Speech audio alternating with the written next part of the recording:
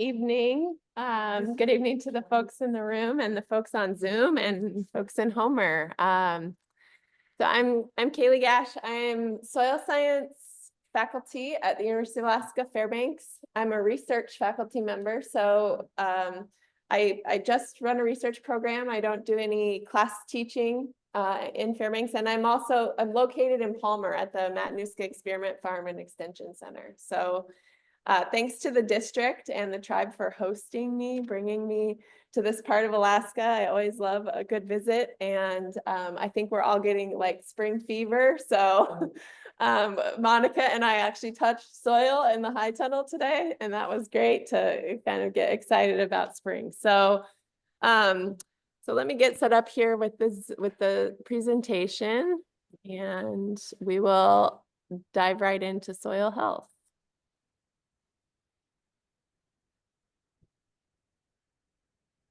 Okay, can I get a verbal confirmation, Monica, that we're good? I'm not seeing your presentation yet. Oh, okay. We'll get it.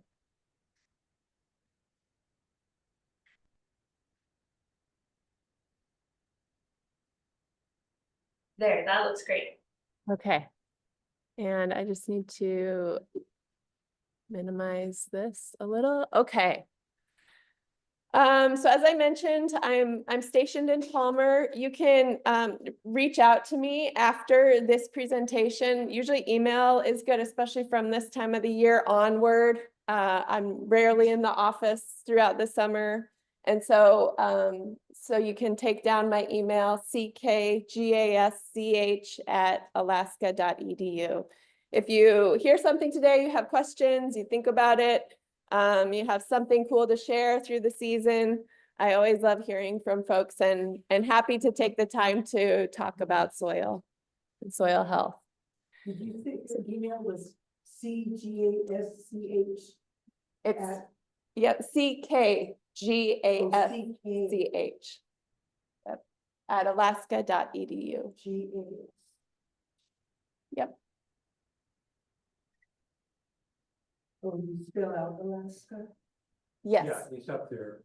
I see it now. Yeah, it's tiny on the screen from where you're sitting. And I can give it to you too before you leave tonight. Make sure that we're connected. All right, so I'm a soil scientist, but my background is in biology and ecology, and I just think that the soil is kind of an interesting ecosystem to study life, plants, microbes, all of the things that make a soil healthy relate to the biological activity in the soil. So I'm going to share a little bit about kind of my approach, how I think about the soil, and how that relates to growing healthy plants. And as I'm speaking, I mean, maybe you already have some questions in mind about what, questions about soil health, about soil management. Maybe you have questions about what kind of critters live in the soil. Are they good? Are they bad? I get a lot of questions about how to control and eliminate the bad ones. I'm not a pest expert, but I do kind of try to think about all the different critters that live in the soil and how they interact. So if you have some questions, think about them now, and then we'll have plenty of time at the end of the slideshow to talk more about any of your questions that you have about soil health and biology. So let's start out with a definition. What is soil health? When we talk about soil health, is it about testing? Is it about something that you observe while you're working in the soil in your garden? Is it a philosophy?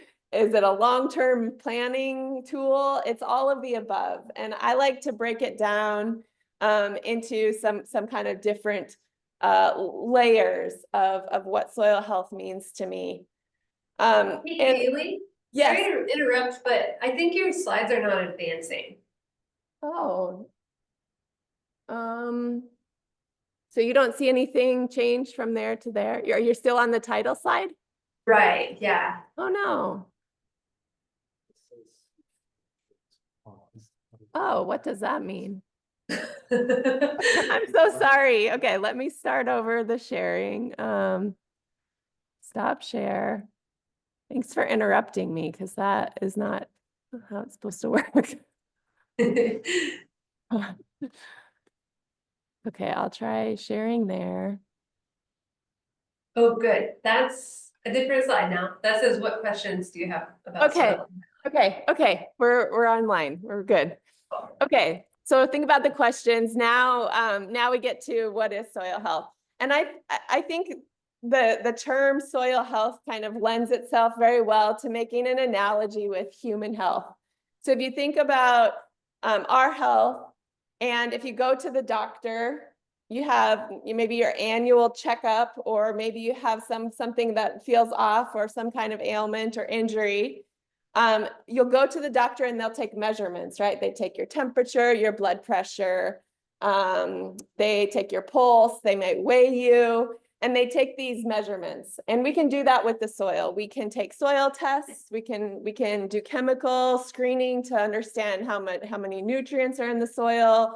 We can take the soil's temperature, we can look at how it looks physically, we can measure some biological activity, and then maybe even diagnose some specific problems, maybe related to a contamination issue, or maybe the pH is off, something like that. So we have these physical and chemical measurements that we can use as a component to understand the health of the soil.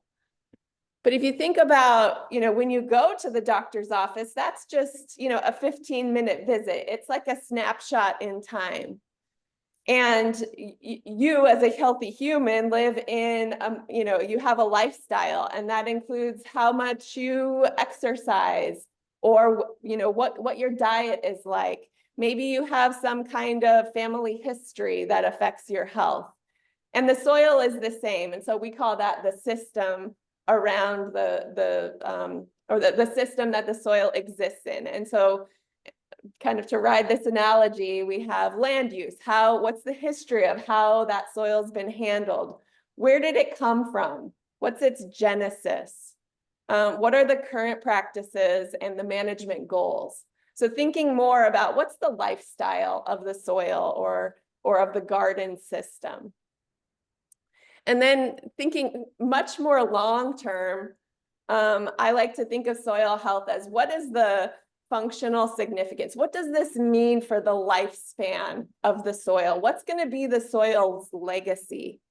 And so this gets into things that are really hard for us to measure. Maybe there's an economic aspect, and having a healthy soil is going to maybe, relate to some kind of savings in, maybe you save money on fertilizer because you don't have to use as much fertilizer. Maybe the system is much more strong in the face of disturbance. If there's some kind of a natural disaster, a flood, that healthy soil has maybe a better ability to bounce back after that disturbance. And then, kind of thinking the long-term sustainability. And this would be, in the human health analogy, sort of like an estate of a person. How are they going to influence the people and the world around them long-term, even long after they're gone? So it's easy to kind of think about reading a soil test at a snapshot in time and getting a sense for what is, chemically and biologically happening to that soil. But then I think soil health really kind of also includes this larger picture of how the soil is managed, what are the purposes of managing that land, and then what does that mean for, the next generation of soil stewards. So you may have heard of the principles of soil health. So the NRCS, the Natural Resources Conservation District, or Natural Resources Conservation Service through the USDA, have 4 soil health principles. And on this screen there are 5, and I'll share what's behind this little box that's blocked on the screen. But these are guidelines that that soil health experts kind of recommend that you follow in order to create and maintain a healthy soil. So the first principle is minimizing disturbance, and that means, you know, reducing the amount of tillage and physical disturbance of that soil. So turning it over, minimizing that, because there's all kinds of connections that happen below ground with roots and fungi that are, you know, good at binding soil particles together and breaking down organic materials. And when we disturb that soil, we break apart that network. And you can think of that network as kind of like rebar in concrete. It holds the material together. And if we disturb that through the action of turning it over, plowing it, then that soil is loose and it's susceptible to washing away or blowing away. You know, I've been reading a lot lately. It seems like people are starting to, instead of tilling their ground, but building the soil up. Yeah. From Yeah, and there are a lot of good reasons why. laying cardboard or. Yep. whatever. So building the soil up rather than fluffing it, essentially, Yeah, right? which is different. than- It is. Yeah, for a long time. I mean, even still, there are good reasons for tilling. Maybe we need to incorporate some organic matter or fertilizer into the soil, and the only way to get it in there is with a tillage pass. But like I said, if you've got these root networks, and then if you're building the soil from the top, you know, you're layering on materials, there's a lot of critters that help move that material down into the soil. And when they do that, they create a lot of channels and pores that help water and air get into the soil. And they allow that pore space allows gases to escape from the soil. And so we need a lot of that air and water exchange. And over the long term, the action of tillage kind of destroys that structure and can have some negative effects on the soil. I still recommend tillage in certain situations. It's, you know, not every soil needs to have no disturbance. There are certainly soils that benefit from an occasional tillage, and if you're working in a raised bed with mostly, you know, a very high organic soil like a peaty potting mix material, that already has a lot of fluffiness and air and water exchange. So tillage isn't going to damage that physical arrangement much. So that's one strategy, is minimizing disturbance, and that's mostly about kind of keeping the soil in place and allowing it to breathe and dry out and drain. The second principle is maximizing plant occupancy. So trying to fill all of the bare spaces with something growing, either in space or in time. So maybe you have the edge of a garden, a field, you don't have enough veggies or transplants to use that space. Then maybe a good option would be to cover it with a cover crop, which is something that you plant, not necessarily to harvest a product, but to feed and protect the soil. Sometimes people even plant something in between their cash crops or their, you know, the crops that are producing their veggies. That's what's happening in this picture here. This is a cornfield in the Midwest, and this is a cover crop that was seeded in between those corn rows. And maybe you just have to rest a bed or a field one year, and you need to take a break, or you have enough land that you can practice some rotation. And if you leave it bare and open, that just exposes the soil to a lot of the elements, that wind and abrasion of temperature fluctuations and the wind abrasion. So keeping plants living in place to cover that bare soil is going to do a lot to feed the soil and nurture the things that rely on living plants below ground. Similar to that is protecting the surface, the third principle. So if you don't have the ability to cover the soil or keep it occupied by living plants, Maybe you have the ability to cover it with some mulch material or a layer of compost. Or some, you can just leave your crop residues in place after you harvest and let them kind of cover the surface like a blanket. And so again, this relates to kind of helping the soil regulate its temperature throughout the fluctuations of the season, and preventing those soil particles from being washed or blown away by the wind or the water.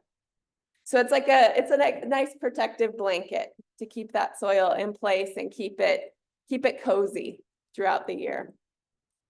And then the last two principles, we can kind of combine them. The idea is to increase the amount of diversity in the system. So lots of different species, whether they be plant species, or maybe you can introduce some animals. So this slide says livestock integration, but we could even consider chickens, geese, rabbits, ducks, small types of animals that can come in at certain time of the year, peck around, help break down some of those crop residues, deposit their waste, and then kind of move on. Pigs are good for. Pigs, yes, pigs. Pigs are great if you have the ability to safely incorporate pigs. And so the whole idea is, crop rotation is kind of a fundamental principle of farming. We know that it's important for breaking pest cycles. Different crops have different root systems, and so their roots access different parts of the soil to get the nutrients that they need. And so diversity is it's a good practice in general, but if you kind of think broadly, if you expand that beyond plants, a healthy soil can support and benefit from a lot of different types of diversity and critters. And then if you think about kind of how that might look, a garden with a lot of different types of plants, and maybe you have a lot of flowers, and so then you're attracting pollinators, and there's a whole, insect community that benefits from all of that diversity within the farm or the garden. So these are the principles, and I just always like this picture because I feel like it shows a lot of those principles all coming together. Here, this is a large scale farm where they're growing corn for grain. They're not tilling the soil, they're planting a cover crop. So even after the corn has been harvested, there's something green, living, growing there through the fall. And then, once the frost hits hard, then that material will kind of cover and insulate the surface through the season. And, corn is a grass, and these are broadleafs. And so they're kind of introducing a lot of diversity into this system.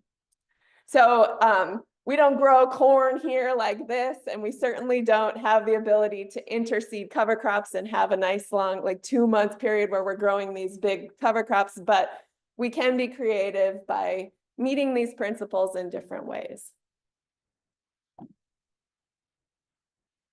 So I like to think about soil health from, from a farmer gardener standpoint. You kind of have to identify what's your goal. I mean, ultimately, our goal with a farm or a garden is to grow a healthy crop, grow healthy veggies or fruits, and keep our soil in place because we know it's a precious resource and we just don't want it to degrade over time. And so, you can think about lots of different ways that these principles could help your farm or garden system. Maybe you want to reduce your input costs. You want to find ways to spend less money on, and maybe some less time or labor, that you put into your garden. And that could be a goal. Maybe finding some way to manage the soil with less fertilizer or less physical labor. Maybe you want to, build a soil that can weather those extreme events a little bit better. If you have a really unpredictable climate, and some years it's hot, and some years it's cold, and some years it's wet, and some years it's dry, then maybe it's good to think about, well, what kind of, what would a farm or garden look like that would operate well in any of those conditions. If you're going into the season and you just don't know what it's going to be. In my mind, a soil that would hold water and not dry out, but that would also drain well at the same time is a good goal if you experience a lot of variability in precipitation. Retaining soil, just keeping it in place is always a good goal. You know, if your soil's washing away or blowing away, nothing else really matters. It's not healthy. It's got to be staying in place. So keeping it covered and keeping it full of living roots is a great way to meet that goal. Or maybe you're thinking more about other non-soil related benefits like weed control or pollinator attraction. And luckily, a lot of these practices can complement one another, and they can be good for the soil, but they can also help you meet some other goals in your farm or garden.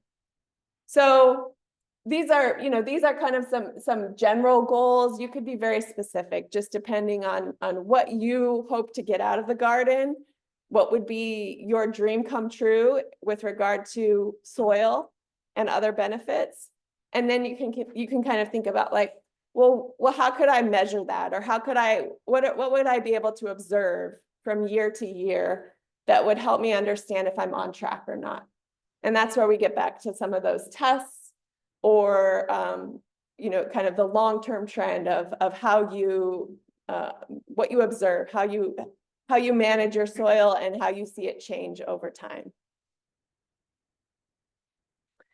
So here's a good definition from a book that I enjoyed that I think is a really good, it also kind of captures the essence of soil health. And it says, no single measure defines soil health. Rather, it depends on, I have to move this box, a rich web of physical, chemical, and biological factors that together operate to give soil good health. An experienced soil scientist can tell much about a soil from its look, smell, and feel. Fertile soil will break away easily from your fingers to form well-formed aggregates. It will be rich in color and smell, indicating well-oxygenated conditions and good drainage, and its organic matter will be intermixed with the underlying mineral soil due to high biological activity. This might be a very unscientific view, but simply digging a hole and looking at a soil reveals much about its health. And so you've probably all interacted with soil that you would consider to be kind of mucky, and you touch it and it sticks to your fingers and smears, and it might smell kind of sulfury, like it's been waterlogged or kind of swampy. And it doesn't crumble, when you handle it.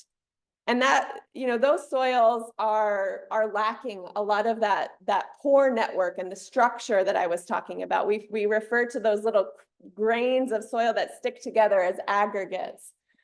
And those are really good indication of a healthy soil. But if you're interacting with a good garden soil that kind of falls away from your hands as you handle it, it has those little units of soil structure called aggregates. It smells earthy and sweet. And then you can look at it and you can see little bits of, decomposing plants or a bit of a leaf or a root or, a beetle wing or something. Then that organic matter is getting incorporated into the soil. And ultimately that organic matter breaks down and releases nutrients. So my favorite soil health test is a shovel. I never tire of taking a shovel or a little trowel or a spoon, whatever tool you have, and interacting with the soil and monitoring it that way. Because if you do change something in your garden or on your farm, how you're managing the soil, what kinds of materials you're adding to it, you will see changes over time, and you'll be able to detect those changes as you interact with the material. And it's always good to add, soil tests to that. I love having the data too. I collect a lot of data, but I also nothing beats interacting with the soil and seeing and smelling and feeling how it is.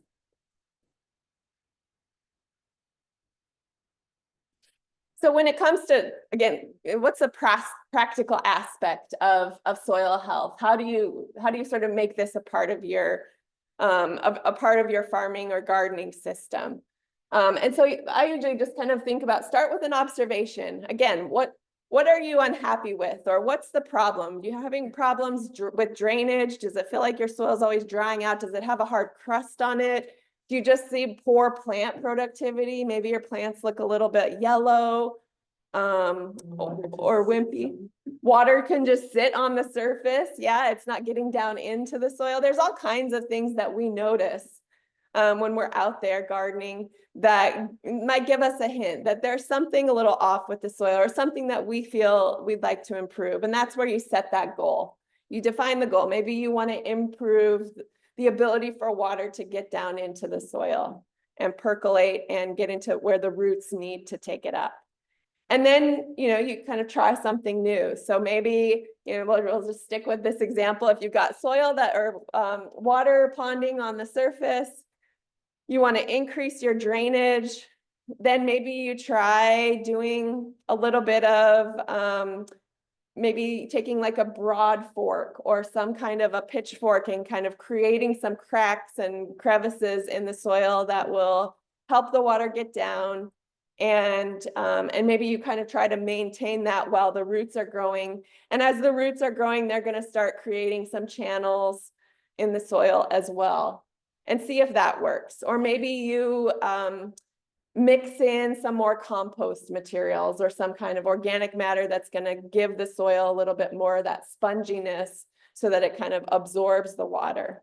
So you try something new. You maybe you take some formal measurements, or maybe you just use those kind of observations where you're interacting with the soil, and maybe that goal is met. Maybe you figure out a good way to address that problem. Or maybe you keep adjusting and tweaking. As your soil continues to change, you might have to adjust and reassess.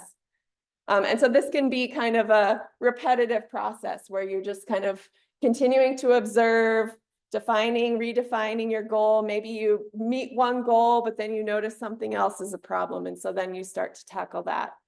And I would take it one at a time. Sometimes we're unhappy with a lot of different things that doesn't seem to be going right in the garden. So we might get a little overwhelmed, but just pick one thing at a time. Maybe start in one small area and give it a test, see how it does, and then move from there. And when you find some practices that are really working well for you, you can kind of scale up.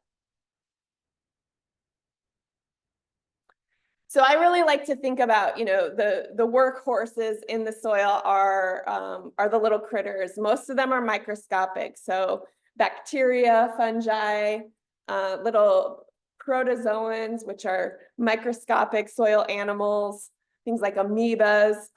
And these are creatures that live in the soil. They break down organic matter. When they do that, they release a lot of nutrients, and those nutrients then become available for plants to take them up. They also, as they're doing that, that's kind of like their day job, is to break down the organic matter and allow those nutrients to become available. And as they do that, they're kind of affecting the soil habitat around them. They're like little engineers. And in order for those critters to be doing all of that goodness, they need to have a safe, happy home. And so that's how I spend a lot of time thinking about what kind of a habitat is this soil creating. And I do spend a lot of time thinking about the microbes, but also just thinking about the roots. Roots need a happy home as well, and that leads to healthy plants. So this is a little cartoon from a textbook that is like a zoomed in version of the soil.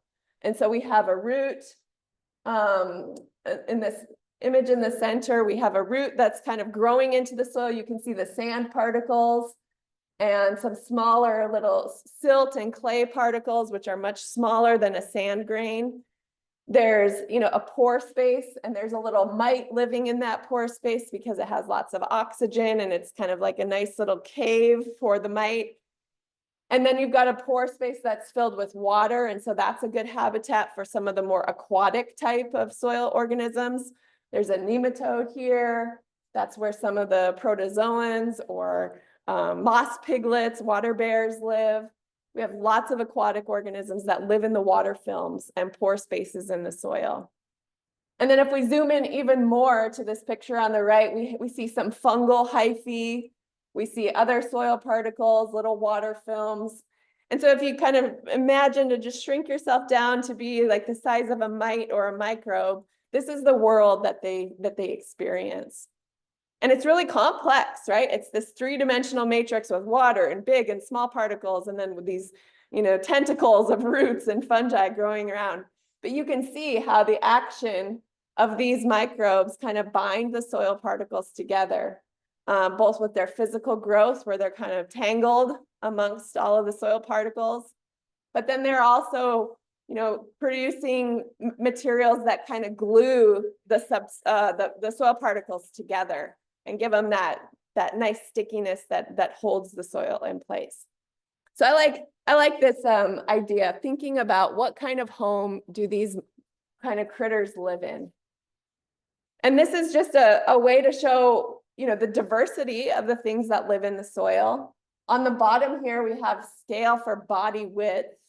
And then on the vertical side, we have body length.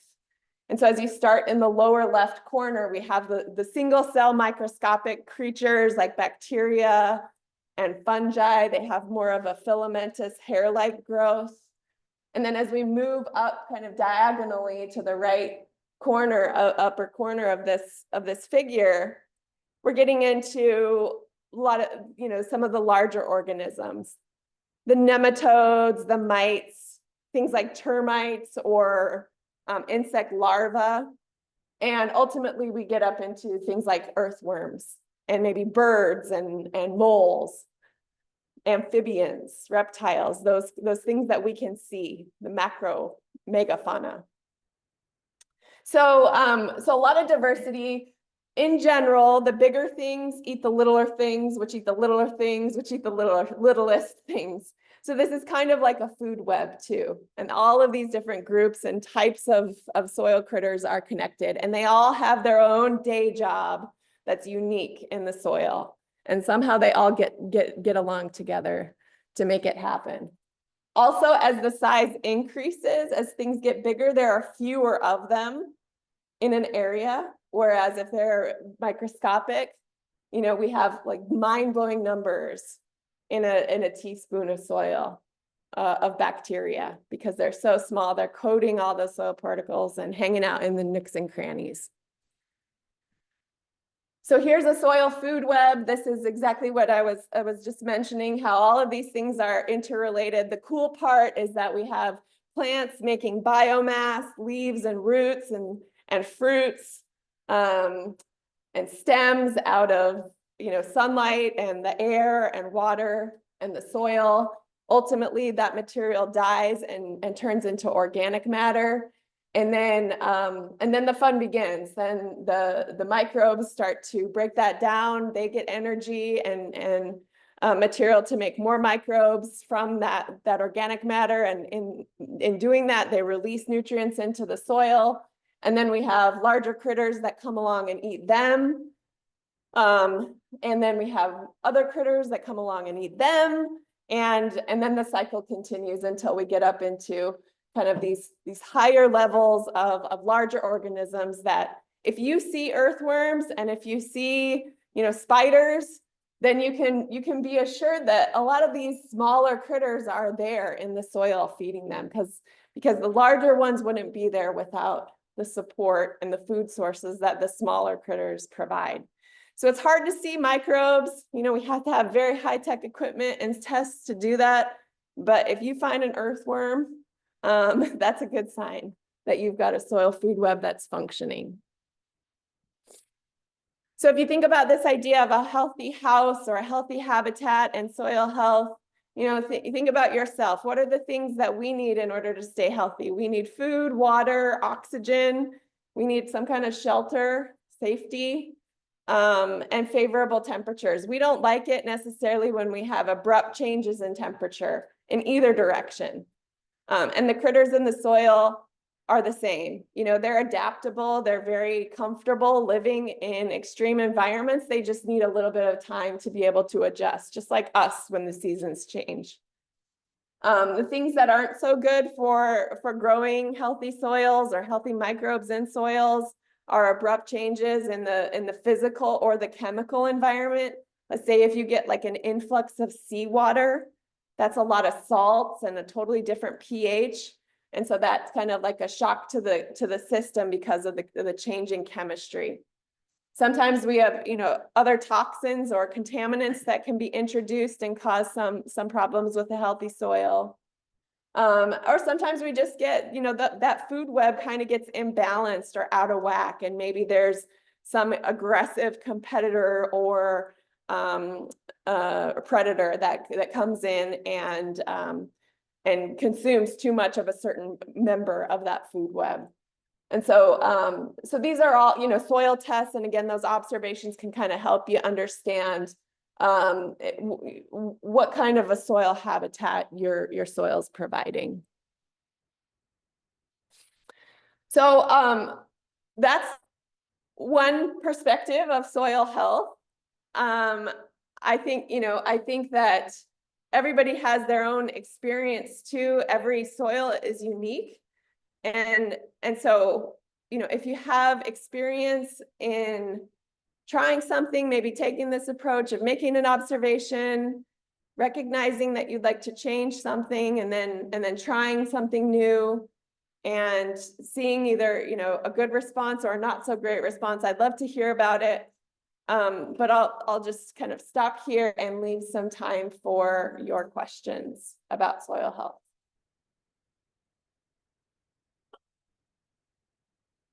Go for it. That's for a question. All right. So are these two-pronged pH meters, you know, they go down about 6 to 8 inches into the soil? Are they any good? So I'm just going to repeat so that the folks on Zoom can hear. And the question is if the two-pronged pH meters that you can buy where you stick into the soil to measure the pH, if they're any good. It's not my favorite way of measuring pH, and they can be pretty inaccurate. Yeah. Yep. I prefer a soil test from a lab. Yeah. Right. So slugs, is Monica listening here? Monica is here, yes. Okay, so repeat this if you need to. So she was part of the presentation on low tunnels, and there was an attendee there. She wasn't part of exactly the presenting faculty, but she was a frequent reference because I think she is a large scale grower in the Homer area. I mean, pretty big time. They must kind of talk to them who sell a lot of their produce. Okay. And that when the topic of slugs came up, and she did do a lot of low tunnel work. I think that's part of the reason she was a big voice in the presentation. When the topic of slugs came up, she said, you know, I tried eggshells, beer, blah, blah, blah. I now buy Sluggo in 50-pound bags. Okay. Whoa, you know, because if you go online and read about iron phosphate, maybe from the industry and say, no, it doesn't kill earthworms and so on. But you get an awful lot of naysayers out there about using iron phosphate, you know, particularly for pets, but even about the health of your garden. So the obvious question is you know, if you use the stuff according, because we're just overrun by slugs in our particular garden here in Sylvania, and I don't use beer, I use slug chug, you know, it's yeast and sugar and flour and water. It works very well, but we just don't get enough of them. But those cups will just get full of slugs, but there's just hundreds more. So anyway, I'm asking for maybe an opinion about iron phosphate. Over. Okay, so the question is about iron phosphate Sluggo applications to prevent slugs, but then also is that detrimental to the soil? And I think, you know, I think an application here and there is probably pretty okay. Soils are very strong buffered systems. But at the slug pressures that we have, you know, it might be overused. the exact chemical reactions that happen. I don't know. I'm sure it's different in every soil. I like the idea of, using a combination of methods for any pest control, just because then it kind of spreads out the effect. And then you have less chance of kind of hitting the system with one hammer. So what's the most effective slug control? We could spend all night, talking about that. I think it's a combination of maybe some of those trap approaches and the barriers that some people are kind of experimenting with, fences or bare ground barriers. I'm not a big fan of overusing or relying too heavily on any one type of amendment or pest control method. Yeah. So third, arguably one of the most productive vegetable garden growers in this area is annual only soil amendment besides lime is grass clippings, because he has a lot of grass, mows it and cuts other people's grass. Yeah. And most of the grass, I would say all of it that he cuts is inorganically fertilized, but he just uses the grass. And so that stuff kind of forms, it sits in a compost pile for the year or two. It forms a really thick mat. And so if you put it on a garden, you'll spend your life getting it in the show. So he rototills every spring and has, a locally famous garden. I mean, so rototill is just part of it, boom, every year.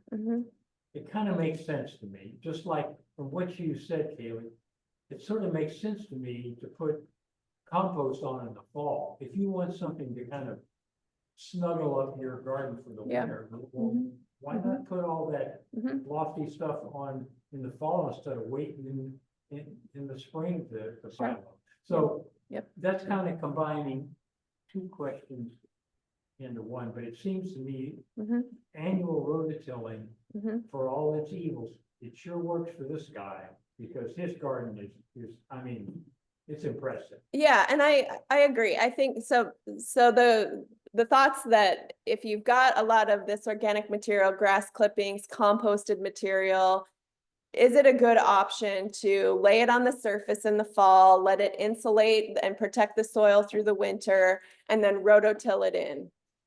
And yeah, I think that's a good strategy, and I think especially for garden beds or, the kind of production that we have around here, I'm not opposed to that at all. And I think part of the reason why that works so well is because in that case, you're incorporating a lot of that organic matter. Chances are those soils are really high percentage of organic. They're not as much sand, silt, and clay as in other places. They're mostly decomposing materials. And that gives the soil a totally different nature and physical properties.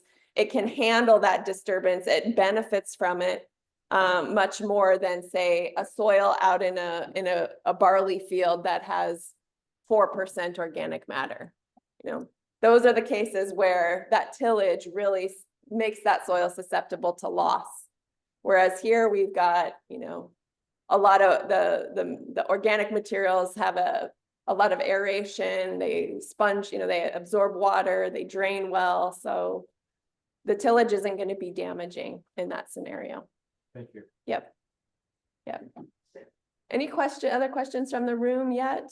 Or from online? Yeah, we have a couple in the chat. What type of soil impacts are you anticipating with all of the freeze thaw that has happened over the winter? Yeah, that's a great question. I think of the freeze thaw as it's almost like a way for the soil to experience some of those tillage effects, because as water freezes and thaws, it expands and contracts. And a lot of times we actually see in a compacted soil, that freeze thaw and the frost heaving that happens can actually relieve that compaction. And so instead of having to go in with some kind of an implement to break up the soil in the spring, the soil kind of comes out of the winter a little bit more loose because of the action of that freeze thaw. Now, that's a good thing in an instance where where you're growing annuals. If you have perennials, whether it be something like alfalfa, or if you have fruit trees or berry bushes, sometimes that freeze thaw can be damaging to those roots, because with the expansion and contraction, it shears and pulls and breaks those root systems. So that's where, in those cases, having that insulating layer of material on the surface is really important for reducing the effect of that freeze thaw cycle. But winters like this, where you don't have a lot of snow to insulate the soil, can be, your soil is definitely going to be experiencing all of those temperature fluctuations and feeling it much more than in a year where you have a nice blanket of snow.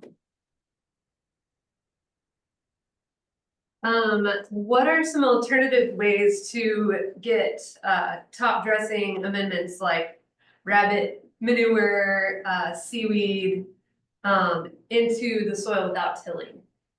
Yeah, I on my own garden, depending on your scale, this may or may not be practical, but in my garden, we use like a broad fork or a pitchfork to just kind of lay the material on the surface and then push the tines in. You could even do this with a shovel and kind of wiggle it back and forth like you're loosening a fence post, and then that kind of creates some cracks, and you can kind of go over the soil in some different directions with the tool to just kind of create some cracks to allow that material to fall in.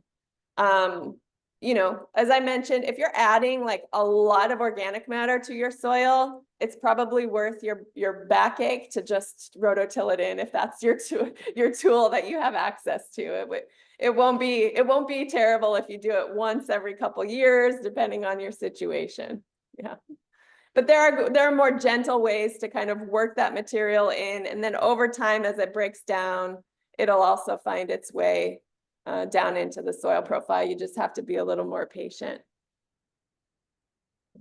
And then related to manure, what is your opinion on mammal manure, steer, horse, rabbit, or goat as a garden compost addition if it's been down a year or added to your compost pile? Yeah, I like it. If you have access to it, it's it can be some of the best source of nutrients out there. I do recommend, if you have the ability and space, to compost it, even if it's just for a year, or add it to your compost over time.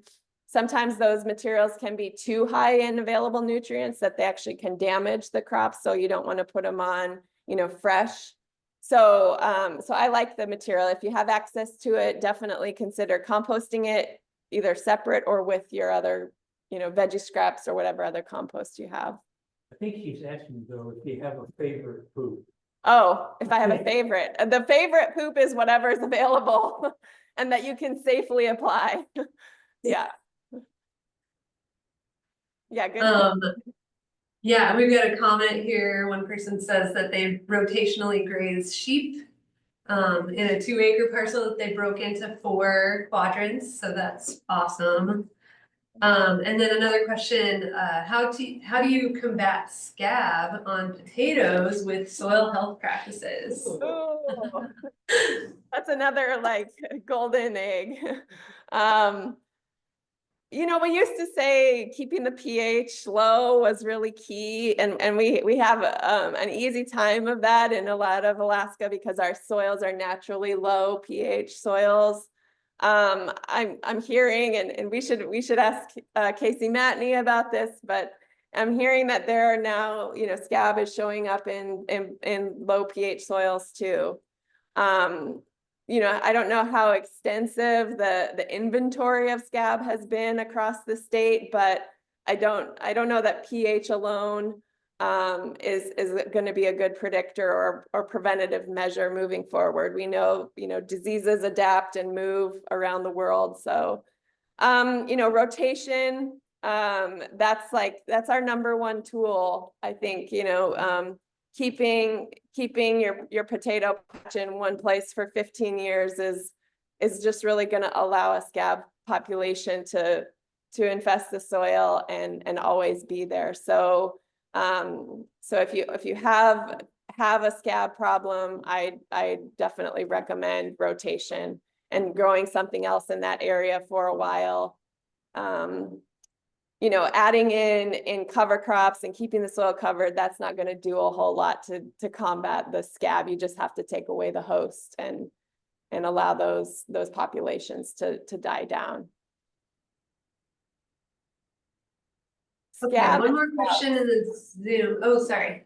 Do you have a question in your room that you want to go? No, I was just kind of shaking my head at scab and slugs are two big.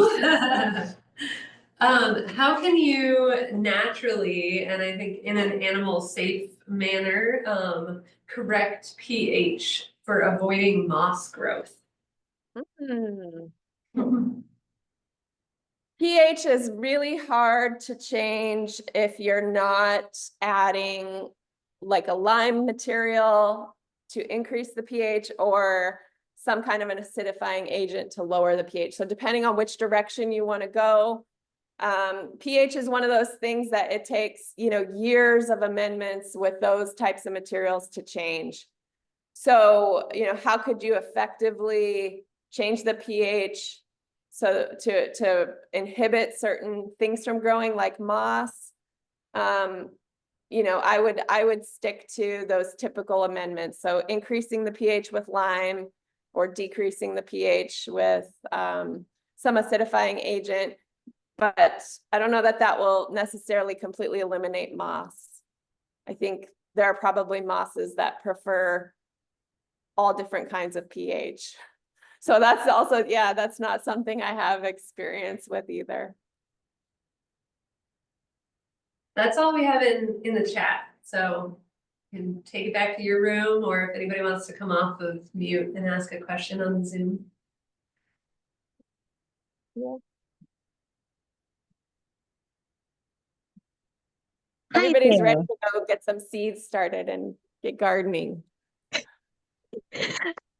Quick question for you, and this might sound kind of silly, but how do we learn to work with all the horsetail? Another one.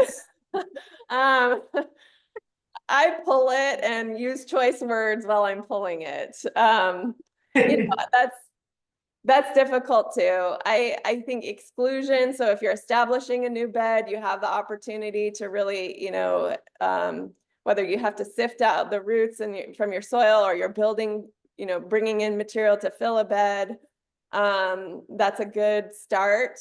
But once it's in there, it's just it's a constant battle. It's another reason why, you know, I like the broad forking. It does kind of help keep some of those roots broken up. You can kind of make a pass a couple times a year and break up those roots and try to at least stay on top of it. Horsetail is one of those that I think maybe we all have to learn to live a little bit with and try to find some common ground. Yeah. Thank you so much. If anyone else has any good suggestions for horsetail slugs or scab, please chime in. Yeah. There's a question here in Homer. So it's kind of regarding, you know, horsetail or all those things being, you know, pesky and pest-like, not the horsetail so much, but more diseases, detrimental insects and things like that. So you hear things like healthy soil, healthy nutritious soil, healthy plants will be able to fight off pathogens and, you know, all these things that can negatively impact them. Can you speak to that regarding the soil health world? Yeah. And I always think about, there's some evidence, there's certainly evidence that, you know, if we think about a pathogen like scab, in a healthy soil, you have a lot of different microbes, you have a lot of diversity. So there's a lot of competition. There's a lot of different, you know, microbes have different chemical warfare tactics. So because it's just such a competitive environment, so they're always kind of fighting for their space in the soil. And if you have a lot of that going on, then you know, there is research to support that can suppress some of the pathogens. So it's getting back to that idea of, if one kind of organism gets a little bit overpopulated, then a large diverse population of neighbors kind of keeps it in check. So there is evidence for that. But at the same time, you know, organisms that cause disease and things like weeds also love healthy soils because they have everything that those things need to live too. And you'll hear all kinds of strategies or recommendations about adding some kind of microbial slurry to eliminate all your weeds. And I've had a hard time with that, you know, or believing or seeing evidence that that's true, just because weeds like healthy soils too. They're nutritious. They're, you know, we're farming these soils to grow plants. And so the weeds are going to take advantage of that. I've never seen soil health solve all of our pesky problems. And I don't think that there's any one soil health system that's free of problems. It's usually kind of thinking about soil health as a management approach and philosophy, and recognizing that you're going to change something in your farmer garden that's going to benefit the soil, but that there will be trade-offs. And maybe sometimes those trade-offs are you have different types of weeds, or you have to manage those weeds differently. So healthy soils are going to benefit the things that you intend to grow, but they're also going to provide good habitat for the things that you might not want around. And that's kind of our challenge to figure out, is how can we maintain a healthy soil while dealing with some of the other things that come along with that.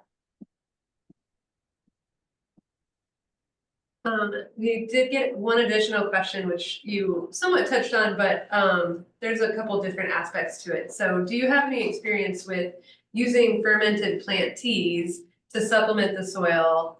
And also with reading into what the weeds can tell us about what our soil might be lacking or have an excess of? Mm-hmm. Could you repeat the question? Yeah. Fermented. Yeah, so there's some strategies to use fermented material. So basically like making your own fermented fertilizer in a liquid solution, where you have some kind of a sugar and energy source, and then you inoculate it with microbes and yeast, and then it produces, you know, kind of a nutritious slurry that's also full of microbes, and you would apply that to your growing area, to your soil. So I don't have experience from the research side. I do know a number of people who use those types of materials, produce them for themselves or purchase them. And you know, for the most part, they've had good impression of that. It's another way to deliver nutrients that are easily and readily available to the plants. You know, and there are lots of different approaches to that. And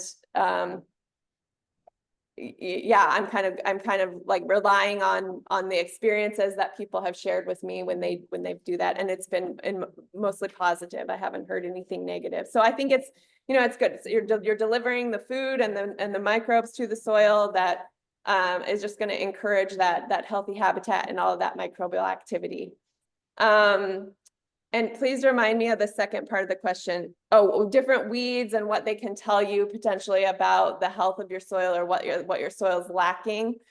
Sometimes that's the case, you know, like pH is an example. We see some plant species or weeds that prefer really acidic soils, or if you see it showing up, then you can kind of presume that something is off with the pH, or the pH is changing. But then again, as I mentioned, the weeds, there are different weeds that prefer different pHs. And so I've never experienced personally an instance where I see a weed and I know that it's because it's a nitrogen deficient soil or something. So, you know, depending on local expertise, maybe that is something that folks, you know, in the community might have experiencing those trends with weeds and some soil problem. But I can't say that there's consistently a group of weeds or a weed that helps us diagnose a soil problem. Okay, we have two more questions on the chat. So, Okay. the first one is, how much of a negative impact does plastic weed barrier affect soil health? Or do the benefits outweigh the cons of using it in areas with high weed pressure, high chickweed or horsetail? Yeah, I think it's, you are changing the soil habitat. You're keeping, retaining water in the soil.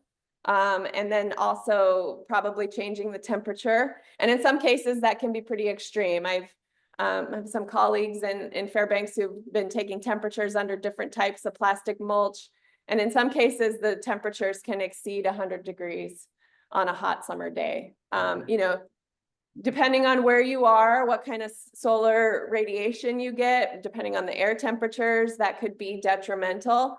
But maybe there's a way around that. Maybe you can vent the plastic so that you have some more air exchange and some breathability, while you also still get the benefits of weed control. So I think, depending on people's system, plastic is a perfectly fine approach to suppressing weeds. And it's a trade-off. You might be adjusting your soil habitat, but probably not in a way that's too detrimental if you're saving yourself the labor or the anxiety about the weed pressure. Okay, and then we've got a message from Fairbanks. Delia grows dahlias for fun, and she follows a few Pacific Northwest dahlia growers that are using molasses to help increase the Brix numbers in dahlia plant tissue. Apparently aphids and thrips and other insects don't care for the sweet leaves. Any thoughts on using dry molasses for soil health? Applications of those types of materials to soil is, I know some folks who've done that, and the whole idea is, feeding the microbes. It's like giving them candy, like sugars, molasses, those kinds of materials are materials that are going to break down very easy and provide microbes with a lot of energy and food. And so it will definitely stimulate bacterial activity for, a short time, maybe a few days, maybe up to a week or two. And then it'll probably be, degraded. And then through that, those microbes are going to be able to do those day jobs that they have. So cycling nutrients. So it's kind of like it's like a supercharge amendment to the system, just to kind of juice it up and get a lot of activity. And then, I don't expect that the effects would be super long-term, but it can't hurt if you're not applying it like to your plants, drowning them in molasses. So yeah, pretty benign materials, I'd say. Mm-hmm. Okay, one last question, and I like this one. What research projects are you working on this summer that you're excited about? Yeah, that's a great question. So we have, we do a lot of research on cover crops. So we have cover crop trials in Palmer and Fairbanks. This will be the third year of those trials. We're just trying to learn what cover crops do well in those locations. Are there risks associated with growing them? Like, do they attract slugs, or do they carry over scab for potatoes? So we have a variety of cover crops that we continue to screen. This year, we're doing a trial where we're going to be screening alfalfa varieties. I really want to grow alfalfa as a cover crop. It's not been super successful as a forage in Alaska, but maybe we can find a variety that does survive past 3 years of harsh winters here. So we'll be doing an alfalfa variety trial. Those are our experiments on the research farms in Palmer and in Fairbanks. And then we do projects around the state. We have a soil survey project, which some of you may have participated in the past, where we either come to your site and collect soil samples and run a test, and then we give you all the results of the test. Or last year we had a mail-in program where people from all over the state sent us their soils, and so we're building a database of soil across the state, and then our participants get these nice reports that have all of the results and interpretation of the tests. So we'll be continuing that in a little bit more limited capacity. We don't have as much funding this year to do that one. And then we're going to be doing 2 different projects that are related, looking at soil temperature. So we have some sensors that we install in the soil at different depths, and they take measurements every 12 hours.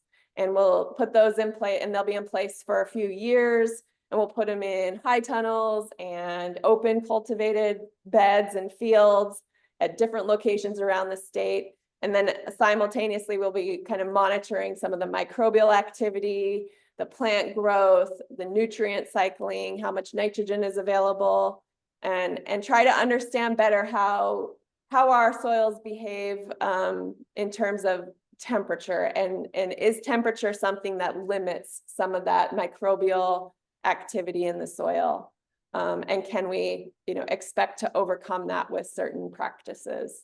So we're going to be busy. We've got great crews on stations in Palmer and Fairbanks, and then an awesome group of Alaskan farmers and gardeners who help us do the research everywhere else. So stay tuned. Hopefully the next time you hear from me, we'll have some updates on research projects for this year. Awesome. Well, that's all we've got in the chat. So I'll turn it back to you if there's any questions in your room. But yeah, thank you so much, Caley. This was great. Anything else from this crew? We can sit and visit too if you'd like. Let everybody enjoy their evening. Well, thank you to the district for organizing this, and for Seldovia Tribe for hosting. It's been great to see you all, and please get in touch if you have any questions. Thanks so much. Thank you, Caley. Thank you, Seldovia.